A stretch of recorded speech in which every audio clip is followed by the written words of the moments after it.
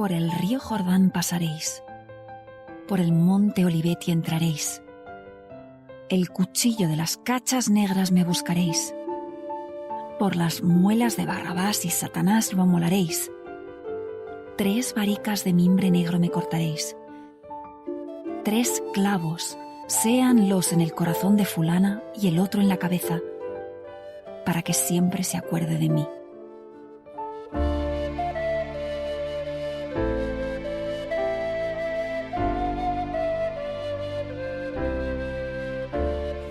Muy buenas y muchas gracias por acompañarme en este nuevo capítulo de La Senda de las Plantas Perdidas, un podcast etnobotánico donde dar voz a nuestras historias de amor y de desamor, con un reino tan olvidado como esencial, el reino vegetal. Soy Aina S. Erice, bióloga y escritora, y nos acercamos cada vez más al final de esta temporada del podcast. En nuestro camino de regreso estamos a punto de adentrarnos una vez más en la esfera familiar de los campos y los huertos domesticados. Pero aún no. Antes tenemos que atravesar otra vez el río. Y nos vamos a manchar un poco los zapatos esta vez antes de cruzar, porque la orilla se ha convertido en un pequeño lodazal. Y entre el barro se yerguen las siluetas de los protagonistas de nuestro capítulo de hoy. Esta imagen podría describir la orilla, o algún tramo de orilla, de los ríos de prácticamente todo el mundo, porque las plantas del género botánico del que vamos a hablar hoy crecen en todas partes. Bueno, antes en Oceanía no, pero desde que se introdujeron en Australia y Nueva Zelanda se lo pasan en grande por ahí haciendo de las suyas. Se trata de los salix, los sauces, las sargas, las mimbreras y similares. Es un poco difícil decir algo que les calce bien a todos, porque son más de 300 hermanos dentro de este género. Y mientras algunos alcanzan los 25 metros, otros no levantan más de unos pocos, ya no palmos, sino centímetros del suelo. Sí es cierto que, en líneas generales, si eres sauce, es decir, si eres salix, eres un amante de la luz y del agua. Y adoptas estrategias de pionero vegetal.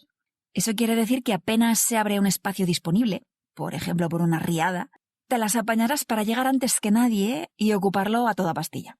Bueno, a ver, todo lo deprisa que puedes ocupar un espacio siendo un árbol. Eso sí, como contrapartida, casi todas las cosas hechas un poco deprisa y corriendo, la madera de sauce es ligera y de, entre comillas, baja calidad. Si lo que buscas es algo denso y duro, como la madera de enebro o de fresno. Pero, ¿quién quiere ser fresno rígido cuando puede ser mimbre flexible? Efectivamente, lo que conocemos como mimbre son un montón de especies de salix distintas.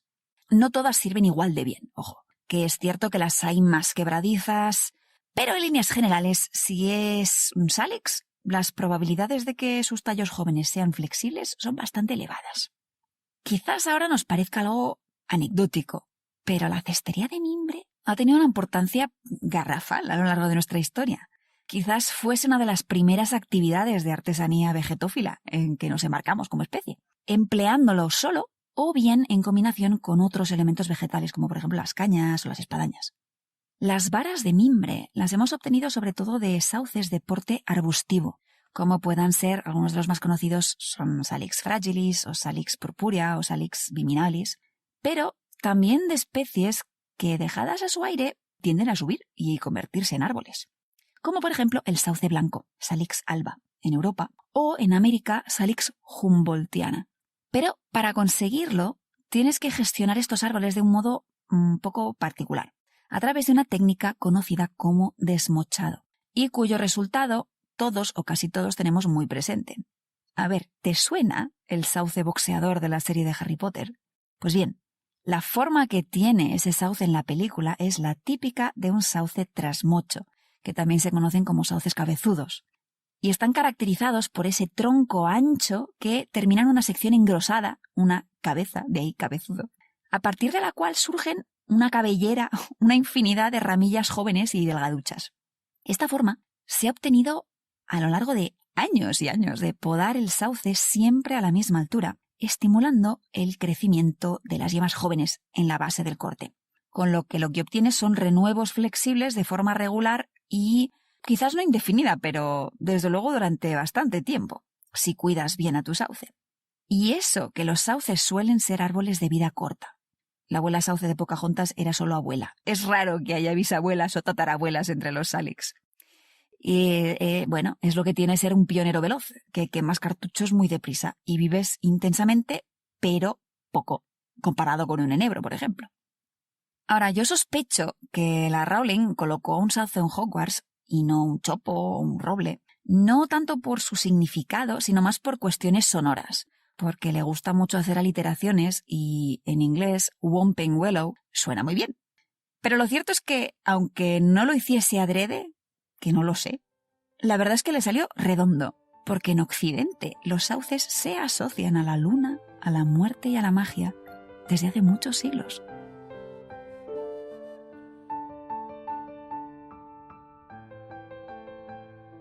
Si me conoces hace ya unos años, entonces probablemente sepas de mi extraña obsesión con la varitología comparada y todo lo que tenga que ver con la antropología y la etnobotánica de los palitos y varitas que hemos considerado mágicos o dotados de poderes sobrenaturales a lo largo de la historia.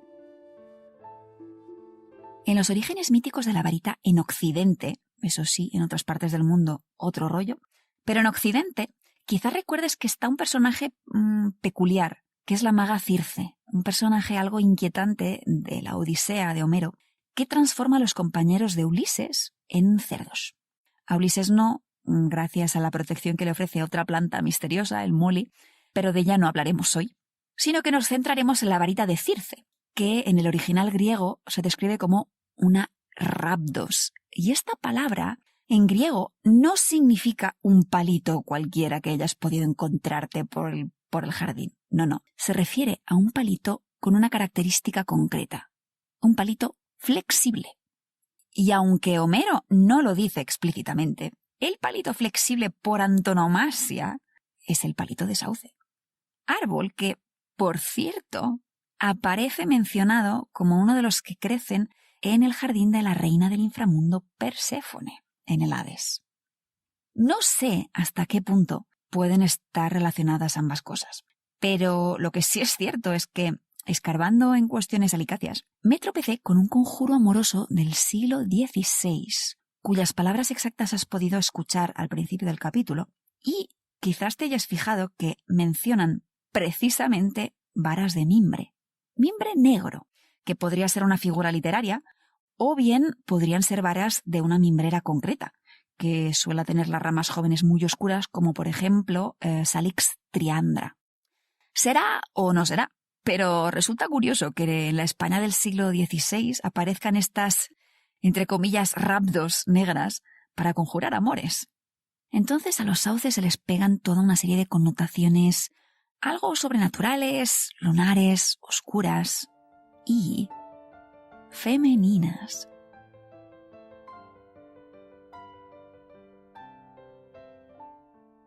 Infinitas son las hojas que la primavera despierta, innumerables las ramas que tiemblan al alba. Puedan o no amar los sauces, no hay momento en que no dancen. Estos versos chinos del siglo IX, tiempos de la dinastía Tang tardía, podrías pensar ingenuamente que son una oda a la belleza de los sauces, pero no, en realidad no están protagonizados por los sauces, o al menos no del todo, porque detrás de la imagen del sauce se esconde otra cosa, que no es más que la mujer bella. China es la cuna de la biodiversidad salicácea y han desarrollado un riquísimo corpus poético y literario alrededor de los salix, como símbolo de la primavera, por ejemplo, algo que también pasa en Japón, por cierto. Y más adelante, identificando a los sauces con lo femenino, hasta el punto de que durante la dinastía Tang, estos árboles se convierten en algo así como el símbolo que identificaba a las cortesanas más bellas de las capitales del momento. Y se carga de toda una serie de connotaciones, más bien subidas de tono, en relación con el mundo de los burdeles y de las prostitutas. a Perséfone le daría un soponcio. Bueno, o no, no lo sé. Me resulta curioso que la metáfora que compara la cintura femenina con una vara de mimbre es algo que no se da únicamente en China, sino también, por ejemplo, en las canciones populares de varios pueblos de la península ibérica. Parece que la vara flexible que se trenza, se curva y abraza es emblema de lo femenino tanto en Oriente como en Occidente. Y yo supongo, aunque no estoy segura de ello, que la especial relación que guardan los sauces con el agua también han podido aportar su granito de arena.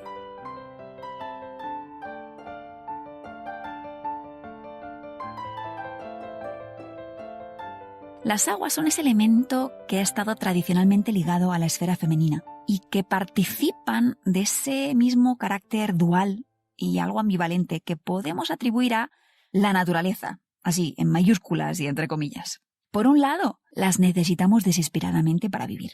Y no ha habido prácticamente civilización que no haya buscado un buen río al que arrimarse para poder establecerse. Pero por otro lado, las aguas no son siempre mansas o cómodas.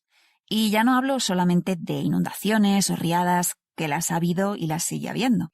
Es que pantanos, humedales y charcas no son solo un hervidero de biodiversidad, que lo son, pero también de potenciales enfermedades cuya importancia histórica conviene no subestimar. La malaria no es ninguna broma, y hasta hace poco la teníamos aquí mismo.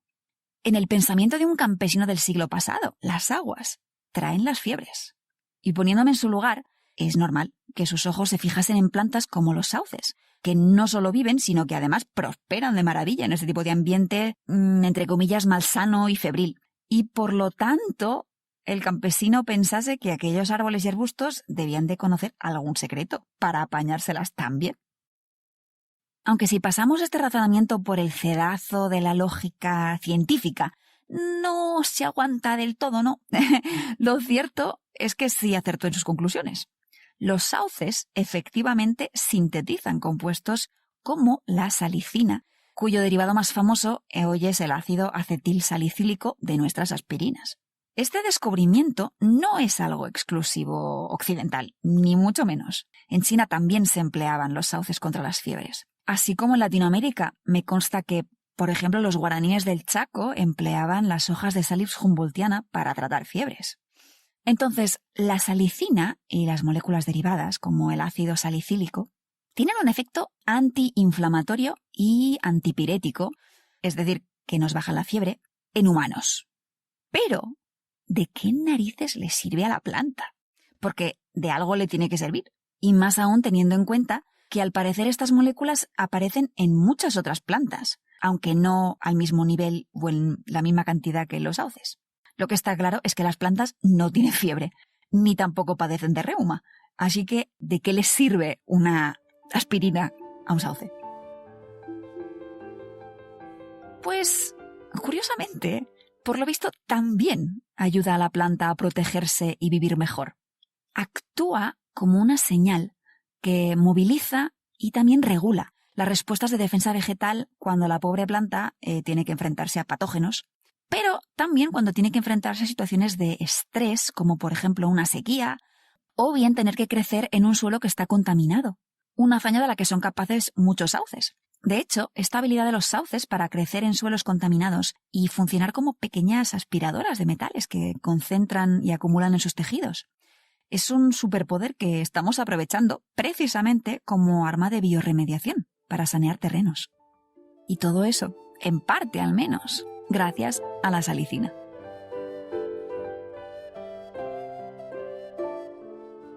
Podríamos seguir hablando horas y horas de los Salix y de algunos de sus miembros más destacados, como por ejemplo los sauces llorones, Salix babilónica, que de babilónica no tiene nada porque es China, y que sobrevivieron a la bomba atómica de Hiroshima.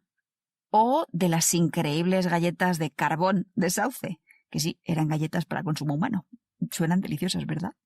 Pero no lo haré porque me alargaría demasiado. De hecho, ya creo que me estoy alargando demasiado. Pero no puedo irme sin antes hablarte de un sauce un poco especial, al que le tengo mucho cariño. Me refiero al ahuejote, Salix bonplandiana, y a su papel en un sistema agrícola muy particular que se desarrolló en la Mesoamérica de los tiempos aztecas y que aún sigue viva en México. Me refiero a las chinampas. Ya sé que he escrito largo y tendido sobre ellas y sobre su nula flotabilidad, aunque sigan escribiendo sobre ellas como jardines y huertos flotantes de los aztecas, que es una imagen muy romántica y muy incorrecta también. Pero hoy quiero destacar el papel de los árboles, que, con sus raíces de sauce, son capaces de estabilizar los bordes de estas parcelas, que son especialmente vulnerables a la erosión porque están constantemente en contacto con canales de agua. Las chinampas se estabilizan en sus márgenes con varas y con troncos de ahuejote, que es un árbol que suele crecer derecho y que cumple múltiples funciones en este ecosistema chinampero. No solo sirve para evitar que el agua se lleve la tierra de la parcela, que ya es mucho, sino que también proporciona combustible, además de material de construcción e incluso varas mimbreras para hacer utensilios como cestos y canastos. Según leo, en Ciudad de México hay unas 21.000 chinampas. De todas ellas, solo unas 2.000 están activas. Más allá de la idea romántica del jardín flotante, el paisaje chinampero es un sistema de producción tremendamente ingenioso, que forma parte además hoy en día del patrimonio agrícola mundial y que sigue resistiendo, si bien a duras penas, las andanadas de los males modernos más clásicos, desarrollo urbano y una calidad de aguas bastante mala. Y ahí están los ahuejotes resistiendo como jabatos en primera línea y defendiendo sus huertos agarrados al terreno. Generosos como pocos, tanto de raíz como de rama. Desde aquí les deseo larga vida a los ahuejotes y larga vida a las chinampas y a las personas que cuidan de ellas.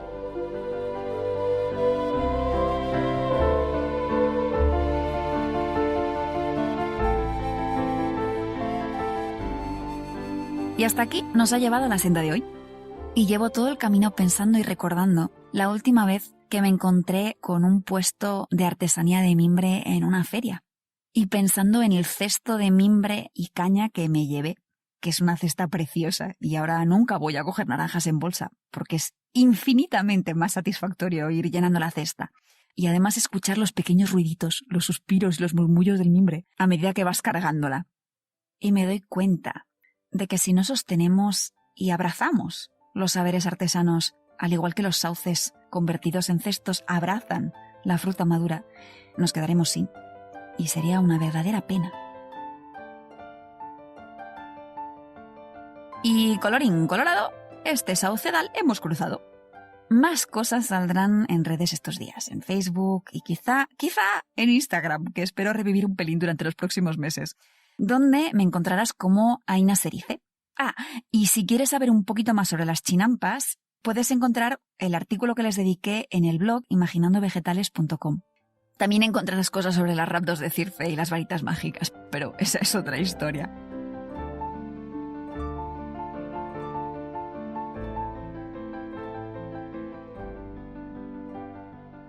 Los campos rubios de cereal murmuran su bienvenida al vernos aparecer por el camino. Con una mezcla de alegría y nostalgia, dejamos a nuestras espaldas los mundos de aventura y de misterio de los bosques y los montes y nos adentramos, poco a poco, en lo familiar. Y al borde del camino despuntan aquí y allá las hojas cenicientas de la siguiente planta lunar que protagonizará nuestro próximo capítulo. Esta también es muy muy fácil de adivinar, así que con otras 2 pistas deberían bastar. La siguiente es amargura. Y la última, Vincent van Gogh. Si se te ocurre de quién estoy hablando y te apetece compartirlo conmigo, ya sabes que puedes dejar un comentario bien en la página misma de iVoox, o bien en redes sociales, o bien mandarme un correo electrónico a aina@ainaserice.com.